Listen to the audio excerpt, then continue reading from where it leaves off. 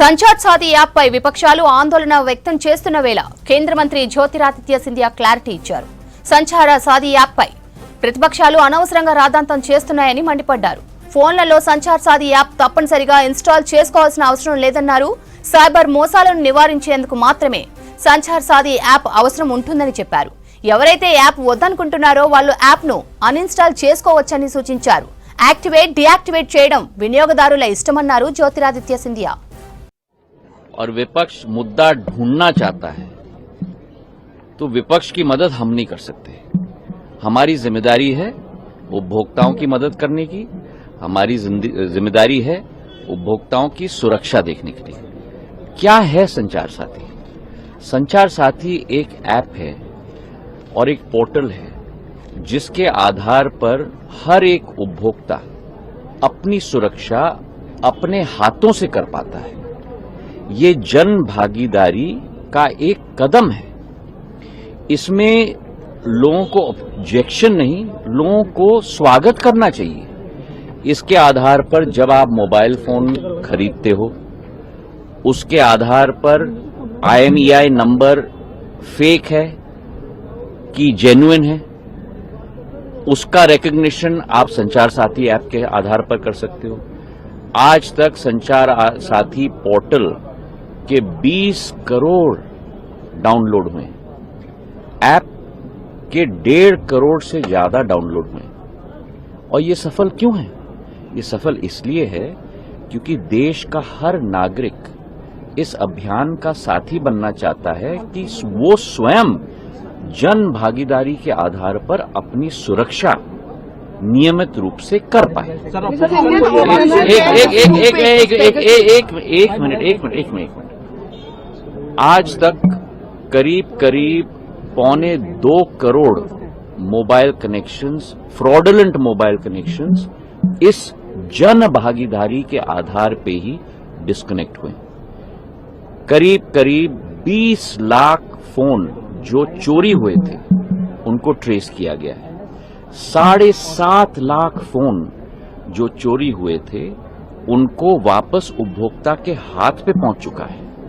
करीब 21 लाख फोन उपभोक्ताओं के रिकग्निशन और रिपोर्टिंग के आधार पर ही डिस्कनेक्ट हुए हैं। तो एक तरफ जहां दूर संचार के आधार पर देश का एक नागरिक कनेक्ट हो रहा है, वहीं दूर संचार के आधार पर कई ऐसी शक्तियां भी हैं जो इस दूर संचार की सुविधा का दुरुपयोग करके लोगों के ऊपर फ्रॉड कर रही हैं, लोगों का पैसा ले जा रही हैं, लोगों के फोन्स चोरी कर रहे हैं।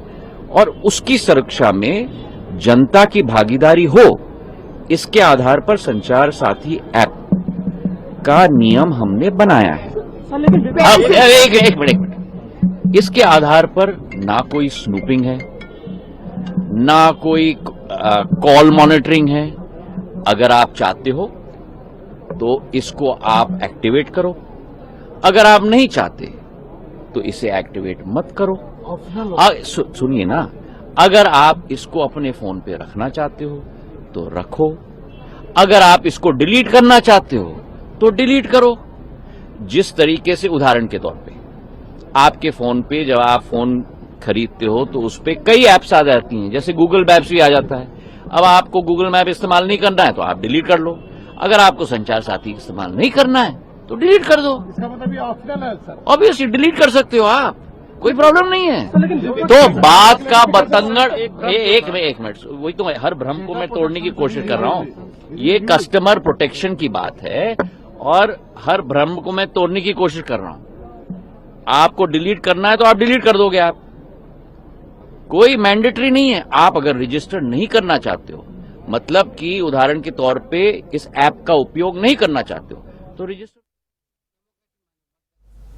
మరింత సమాచారం ఢిల్లీ నుంచి మదార్ అందిస్తారు. మదార్, సంచార్ సాథీ యాప్ వివాదం ఏంటి? కేంద్రం ఏం చెప్తోంది?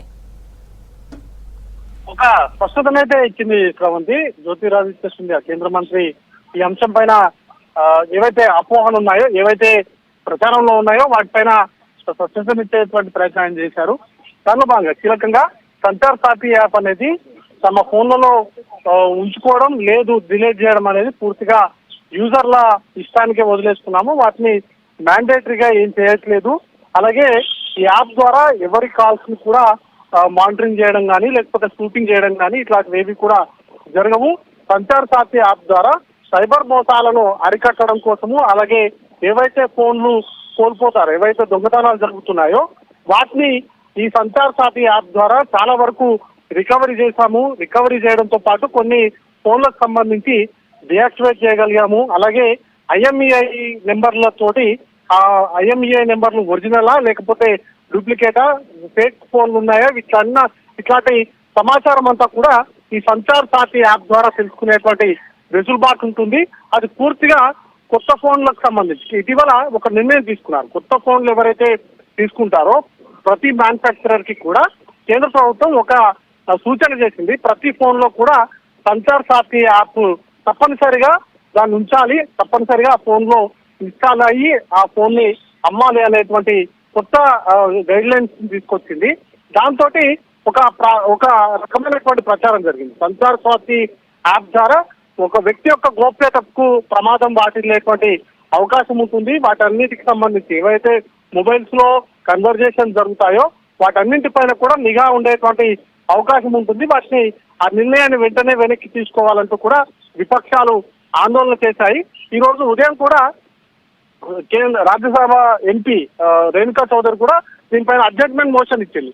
ఖచ్చితంగా కేంద్ర ప్రభుత్వం సంచార్ సాథి యాప్ ను తప్పనిసరి చేస్తూ అది కూడా డియాక్టివేట్ చేసేందుకు వీలు లేకుండా ఖచ్చితంగా ఆ యాప్ ను వాడాల్సిందే అనేటువంటి దిశగా ఏదైతే తీసుకొచ్చిందో దాన్ని వెనక్కి తీసుకోవాలి, లేకపోతే దానిపైన చర్చకు అనుమతి ఇవ్వాలంటూ కూడా అడ్జస్ట్మెంట్ మోషన్ ఇచ్చారు.